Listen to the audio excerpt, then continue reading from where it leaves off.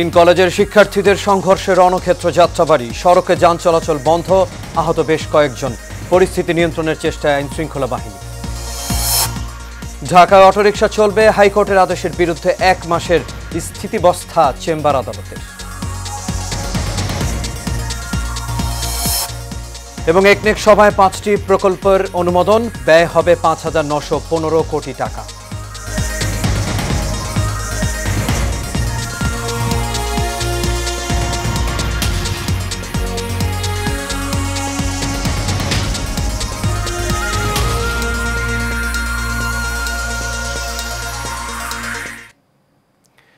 আমন্ত্রণ এশিয়ান নিউজে। দর্শক, পুরো সংবাদ জুড়ে আপনাদের সঙ্গে আছি আমি আনোয়ার রাজ। এতক্ষণ শুনছিলেন বিআরবি কেবল ইন্ডাস্ট্রিজ লিমিটেড সংবাদ শিরোনাম। এবার চলে যাচ্ছি পুরো খবরে। দর্শক, শিরোনামে যেমনটি বলছিলাম, 3 কলেজের শিক্ষার্থীদের সংঘর্ষে যাত্রাবাড়ি এলাকা রণক্ষেত্র। আপনারা জানেন যে যাত্রাবাড়ির যে ডক্টর মাহবুব রহমান মোল্লা কলেজ, সেখানে হামলা এবং ভাঙচুরের ঘটনা ঘটেছে এবং সেখানে সোহরাওয়ার্দী কলেজ ও কবি নজরুলের শিক্ষার্থীরা এসে হামলা চালিয়েছে। আর এই বিষয়ে কথা বলার জন্য আমাদের সঙ্গে এই মুহূর্তে ডেমরা যাত্রাবাড়ি এলাকা থেকে যুক্ত হচ্ছেন সরাসরি সহকর্মী শহীদুল্লাহ গাজী। গাজী, আশা করি আপনি এবং শুনতে পাচ্ছেন। গাজী, সংঘর্ষ হয়েছে, আমরা দেখতে পেয়েছিলাম ব্যাপক সংঘর্ষের ঘটনা ঘটেছে, তো অনেক ভাঙচুরের ঘটনা ঘটেছে। তো সবশেষ কি তথ্য আপনি আছে আপনার কাছে সেই সংঘর্ষের, আমাদের জানাবেন।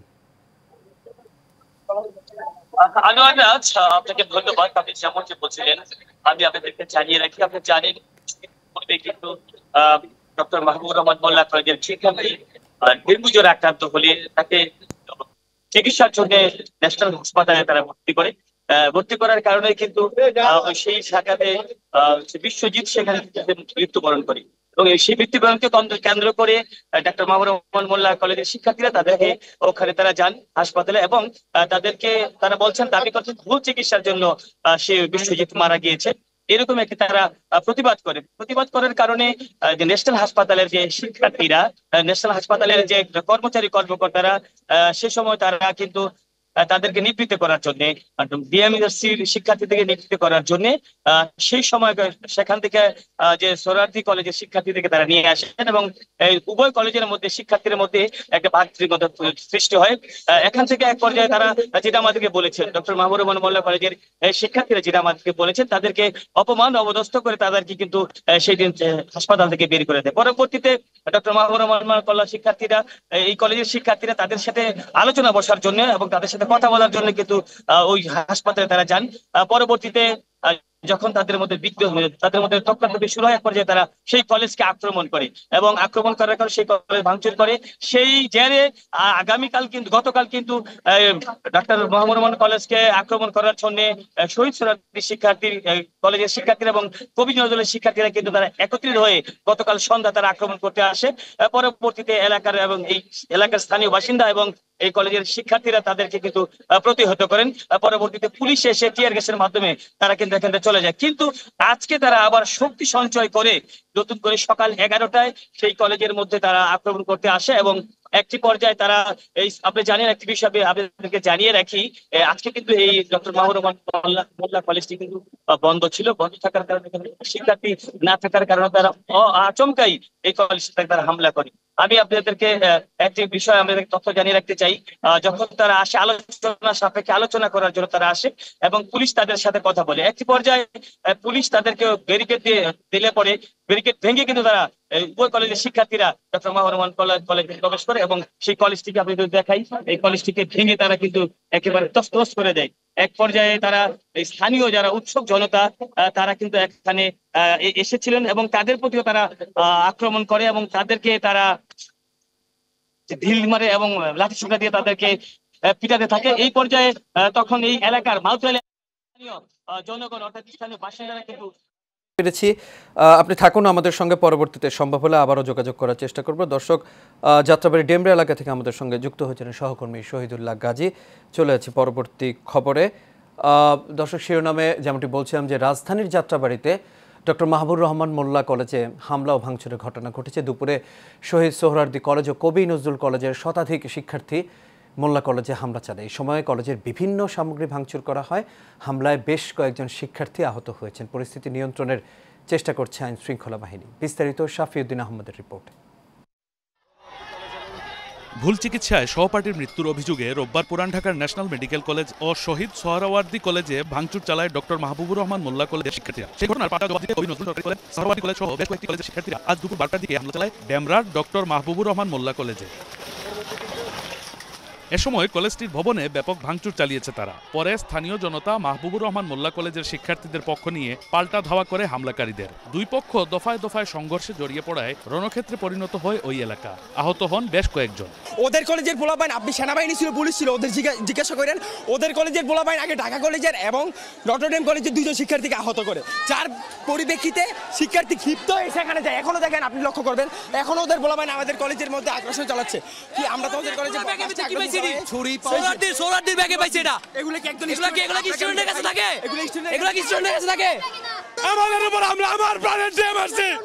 সংঘর্ষের কারণে যাত্রাবাড়ি ও আশেপাশের সড়কে যান চলাচল বন্ধ হয়ে যায়। এ সময় সড়কে তীব্র যানজট সৃষ্টি হয়। এক পর্যায়ে ঘটনাস্থলে বিপুল সংখ্যক আইনশৃঙ্খলা বাহিনীর সদস্য উপস্থিত হয়ে পরিস্থিতি নিয়ন্ত্রণে আনার চেষ্টা চালান।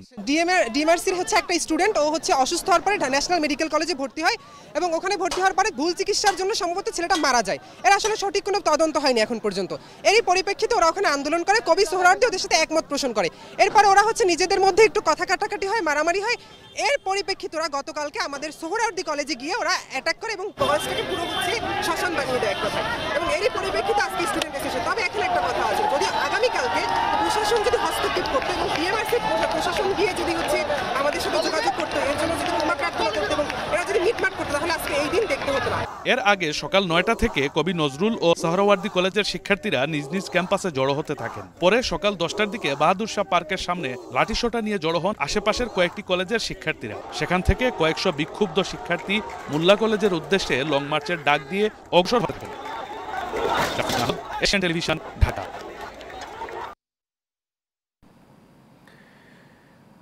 ঢাকায় ব্যাটারি চালিত অটোরিকশা চলাচল বন্ধে হাইকোর্টের আদেশের বিরুদ্ধে 1 মাসের স্থিতাবস্থা দিয়েছেন চেম্বার আদালত। এর ফলে এই সময় পরবর্তী নির্দেশ না দেওয়া পর্যন্ত ব্যাটারি চালিত অটোরিকশা চলাচল করতে পারবে। দুপুরে আপিল বিভাগের চেম্বার বিচারপতি মোহাম্মদ রেজাউল হকের আদালত এই আদেশ দেন। এর আগে আপিল বিভাগের সংশ্লিষ্ট শাখায় এই বিষয়ে আবেদন করে রাষ্ট্রপক্ষ। গত 19 নভেম্বর হাইকোর্ট সড়ক দুর্ঘটনা কমাতে 3 দিনের মধ্যে ঢাকার রাস্তায় ব্যাটারি চালিত রিকশা অটোরিকশা চলাচল বন্ধে প্রয়োজনীয় পদক্ষেপ নিতে সংশ্লিষ্ট সরকারি কর্তৃপক্ষকে নির্দেশ দেন।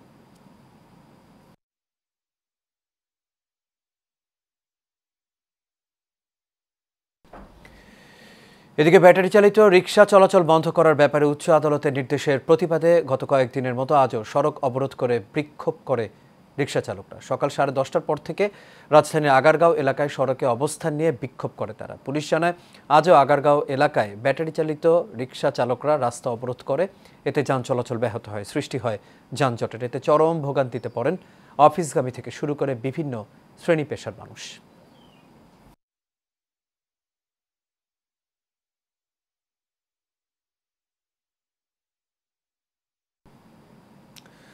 যাচ্ছে ভিন্ন প্রসঙ্গে। জাতীয় অর্থনৈতিক পরিষদের নির্বাহী কমিটির একনেক সভায় 5টি প্রকল্প অনুমোদন দেওয়া হয়েছে। শেরেবাংলা নগরের এনইসি সম্মেলন কক্ষে অনুষ্ঠিত সভায় প্রকল্পগুলো অনুমোদন দেন প্রধান উপদেষ্টা ডক্টর মোহাম্মদ ইউনুস। সভায় পাশ হওয়া প্রকল্পগুলোর বিষয়ে পরিকল্পনা উপদেষ্টার কার্যালয় জানায়, একনেক সভায় 5টি প্রকল্প অনুমোদন দেওয়া হয়েছে। অনুমোদিত প্রকল্পগুলো বাস্তবায়নে ব্যয় হবে 5,915 কোটি টাকার বেশি। এর মধ্যে সরকারি অর্থায়নে 1,095 কোটি 94 লাখ টাকা, বৈদেশিক তহবিল 4,787 কোটি 50 লাখ টাকা এবং সংস্থার নিজস্ব অর্থায়ন 32 কোটি 55 লাখ টাকা। এছাড়া ব্যয় বৃদ্ধি ব্যতি রেখে 2টি প্রকল্পের মেয়াদ বৃদ্ধির প্রস্তাব অনুমোদিত হয়।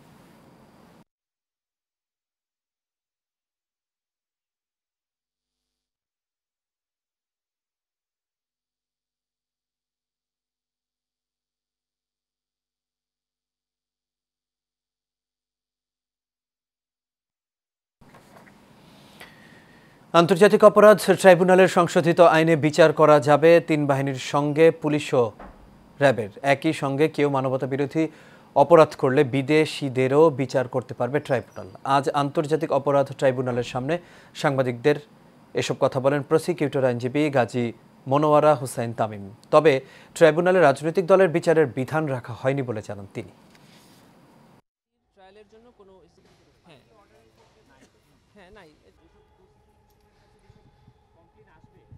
আন্তর্জাতিক অপরাধ ট্রাইব্যুনাল আইন 1973 সংশোধন করা হয়েছে এবং এই সংশোধনীতে আন্তর্জাতিক আইনের সাথে সামঞ্জস্য রেখে এবং আসামি এবং ভিকটিম এবং উইটনেসদের সকল প্রকার সুবিধা এটা আন্তর্জাতিক মান করার জন্য সরকার এটিকে গতকালকে সংশোধন করেছেন এবং সেখানে এই আইনের যে সকল লুফলস এবং লেকুনা ছিল এবং আন্তর্জাতিকভাবে যে প্রশ্নগুলো এই আইন সম্পর্কে তোলা হতো সেই সকল প্রশ্নকে মিট আপ করে এই সংশোধনটা করা হয়েছে ন্যায় বিচারের স্বার্থে এবং আন্তর্জাতিক স্ট্যান্ডার্ডকে বজায় রেখে।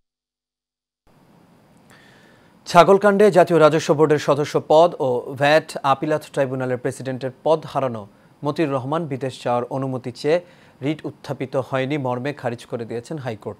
আজ বিচারপতি ফাহমিদা কাদের ও বিচারপতি মুবিনা আসাফের হাইকোর্ট বেঞ্চ এই আদেশ দেন। মতিউরের আইনজীবী অ্যাডভোকেট SM শামীম হোসেন বিষয়টি নিশ্চিত করেছেন। এর আগে মতিউর রহমান বিদেশ যাওয়ার অনুমতি চেয়ে হাইকোর্টে রিট দায়ের করেন। তার পক্ষে অ্যাডভোকেট SM শামীম হোসেন হাইকোর্টের সংশ্লিষ্ট শাখায় এই রিট দায়ের করেন। গত কোরবানির ঈদে কয়েক লাখ টাকা দামের একটি ছাগল নিয়ে NBR সদস্য মতিউর রহমান আলোচনায় আসেন। এরপর বেরিয়ে আসে তার ব্যাপক দুর্নীতি ও অবৈধ সম্পদের তথ্য।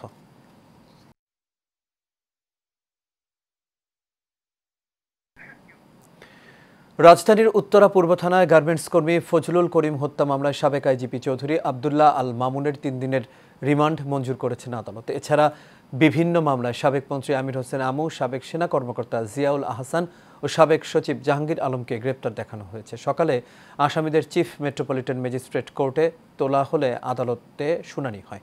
এ সময় রাষ্ট্রপক্ষের আইনজীবী সাবেক আইজিপিকে উত্তরা পূর্ব থানার মামলায় রিমান্ড আবেদন করে। এদিকে সাবেক সেনা কর্মকর্তা জিয়াউল আহসান আদালতে অশোভন আচরণ করেছে বলে দাবি করেছেন রাষ্ট্রপক্ষের আইনজীবীরা। তবে রাজনৈতিক উদ্দেশ্যে আসামিদের হয়রানি করা হচ্ছে বলে অভিযোগ আসামি পক্ষের আইনজীবীদের।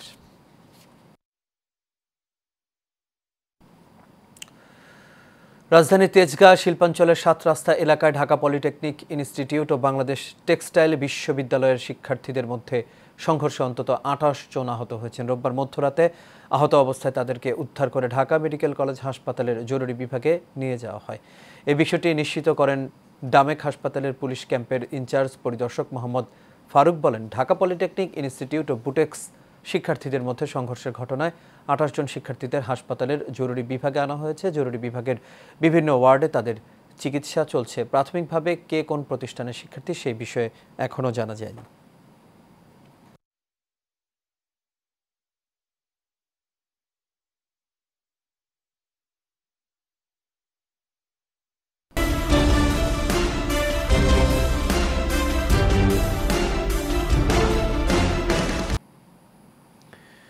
স্বাধীন রাষ্ট্রের তালিকায় বাংলাদেশের নাম ছিল, কিন্তু গত 16 বছর দেশের মানুষের জীবনে কোনো স্বাধীনতা ছিল না বলে মন্তব্য করেছেন যুবদলের সাধারণ সম্পাদক নুরুল ইসলাম নয়ন। জামালপুর শহরের ফুলবাড়িয়া পুরাতন ঈদগাহ মাঠে আয়োজিত কর্মী সভায় তিনি এই কথা বলেন।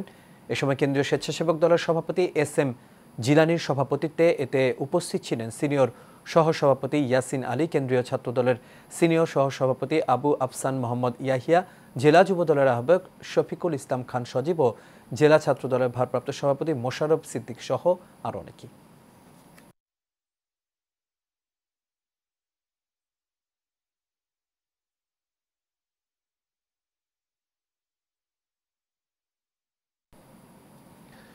শরীয়তপুরের ভেদরগঞ্জে যুবদলের নারায়ণপুর ইউনিয়ন শাখার উদ্যোগে সংগঠনকে গতিশীল করার লক্ষ্যে ইউনিয়ন ভিত্তিক আলোচনা সভা অনুষ্ঠিত হয়েছে। নারায়ণপুর ইউনিয়ন যুবদলের সভাপতি সুমন শিকদারের সভাপতিত্বে এতে প্রধান অতিথি হিসেবে আরও উপস্থিত ছিলেন হাবিবুর রহমান তালুকদার।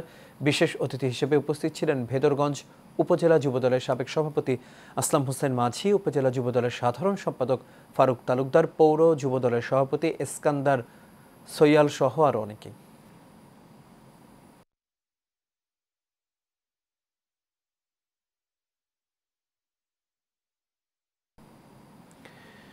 ঈশ্বরগঞ্জ উপজেলা কল্যাণ সমিতির 17তম দ্বিবার্ষিক সম্মেলন ও সাধারণ সভা অনুষ্ঠিত হয়েছে। এতে সভাপতিত্ব করেন সমিতির সভাপতি লুৎফুল্লাহ হেল মাজেদ, সাংগঠনিক সম্পাদক মোজাম্মেল হোসেন নয়ন এ সময় সঞ্চালনা করেন। এ সময় আরও উপস্থিত ছিলেন সমিতির সিনিয়র উপদেষ্টা নুরুল আমিন, সিনিয়র সহসভাপতি MA মান্নান, সাধারণ সম্পাদক হাসান মাহমুদ রানা সহ আরও অনেকে।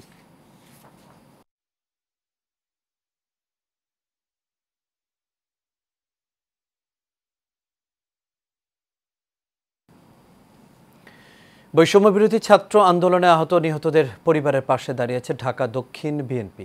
ঢাকা ৭ আসনের সাবেক এমপি নাসির উদ্দিন আহমেদ পিন্টুর স্ত্রী ও বিএনপি নির্বাহী কমিটির সদস্য নাসিমা আক্তার কল্পনা লালবাগ আজিমপুরের নিহতদের কবর জিয়ারত সহ পরিবার ও স্বজনদের সান্ত্বনা দেন। এছাড়াও তাদেরকে আর্থিক অনুদান তুলে দেন। এই সময় তিনি বলেন, বিএনপির ভারপ্রাপ্ত চেয়ারম্যান তারেক রহমান শহীদ পরিবারের পাশে আছে এবং সবসময় থাকবেন।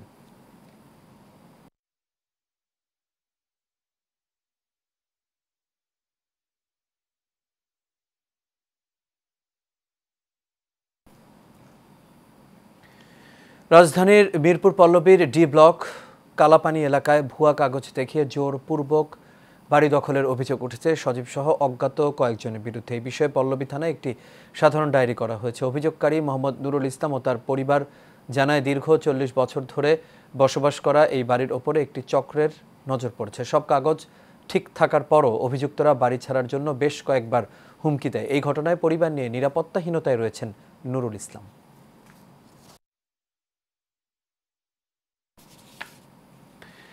রাজধানীর সেগুনবাগিচায় বাংলাদেশ প্রতিবন্ধী বিশ্ববিদ্যালয় সমন্বয় পরিষদ কর্তৃক বিশেষ শিক্ষা ব্যবস্থার অন্তরায় ও উত্তোলনের উপায় শীর্ষক আলোচনা সভা অনুষ্ঠিত হয়েছে। এতে প্রধান অতিথি ছিলেন গণ অধিকার পরিষদের সভাপতি নুরুল হক নুরু।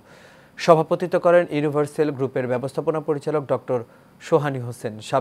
সার্বিক তত্ত্বাবধানে ছিলেন সংগঠনের সভাপতি ইলিয়াস রাজ। উদ্বোধক ছিলেন উপস্থিত সাবেক মন্ত্রী পরিষদের সচিব এএসএম আব্দুল হালিম। এ সময় প্রধান বক্তা ছিলেন নিরাপদ সড়ক চায়ের চেয়ারম্যান ইলিয়াস কাঞ্জন। এ সময় গণসংহতি আন্দোলনের প্রধান সমন্বয়কারী জোনায়েদ সাকিও উপস্থিত ছিলেন।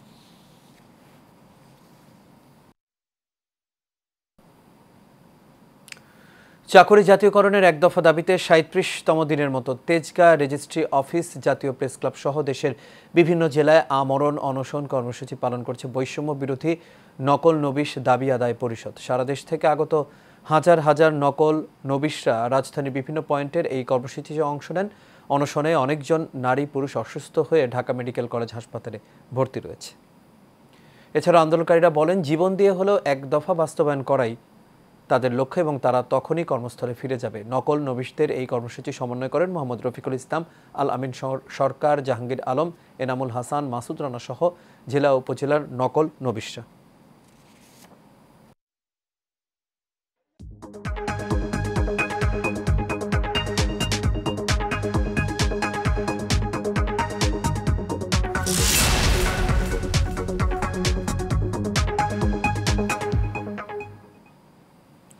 এবার এক্সিম ব্যাংক বাণিজ্য সংবাদ।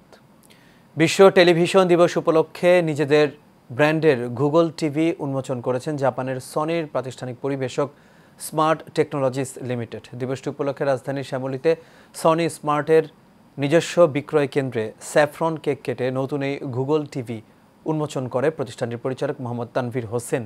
এ সময় তিনি বলেন, দৈনন্দিন বিনোদনের চাহিদা পূরণে টেলিভিশনের গুরুত্ব ছিল ব্যাপক, কিন্তু কালের বিবর্তনে তা হারিয়ে গেছে। সাম্প্রতিক সময়ে প্রযুক্তির সংমিশ্রণ টেলিভিশনের হারানো জৌলুস ফিরে পেতে নতুন স্মার্ট টিভি নিয়ে এসেছেন তারা। অনুষ্ঠানে নতুন এই স্মার্ট গুগল টিভি উন্মোচন উপলক্ষে উপহারের পাশাপাশি আকর্ষণীয় মূল্য সহ নতুন অফার ঘোষণা করে প্রতিষ্ঠানটি। বিমা সেবার পরিধি মানুষের দোরগোড়ায় পৌঁছাতে বিমা ব্যবসা সম্প্রসারিত করতে যমুনা ব্যাংকের কর্মকর্তাদের বিশেষ প্রশিক্ষণ দিয়েছে ন্যাশনাল লাইফ ইন্স্যুরেন্স পিএলসি। কোম্পানির প্রধান কার্যালয়ে যমুনা ব্যাংকের 150 জন কর্মকর্তাকে এই প্রশিক্ষণ দেওয়া হয়। এতে প্রধান অতিথি ছিলেন ন্যাশনাল লাইফের সিইও মোহাম্মদ কাজিমউদ্দিন। বিশেষ অতিথি ছিলেন যমুনা ব্যাংকের অতিরিক্ত ব্যবস্থা পরিচালক মোহাম্মদ আব্দুল সালাম ও ন্যাশনাল লাইফের সিএফও প্রবীর চন্দ্র দাস সহ আর অনেকে।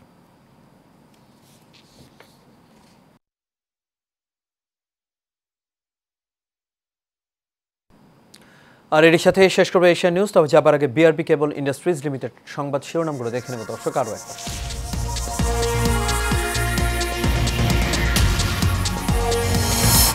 3 কলেজের শিক্ষার্থীদের সংঘর্ষে রণক্ষেত্র যাত্রাবাড়ি, সড়কে যান চলাচল বন্ধ, আহত বেশ কয়েকজন। পরিস্থিতি নিয়ন্ত্রণের চেষ্টা আইন শৃঙ্খলা বাহিনী। ঢাকায় অটোরিকশা চলবে, হাইকোর্টের আদেশের বিরুদ্ধে 1 মাসের স্থিতিবস্থা চেম্বার আদালতের। এবং একনেক সভায় 5টি প্রকল্প অনুমোদন, ব্যয় হবে 5,915 কোটি টাকা।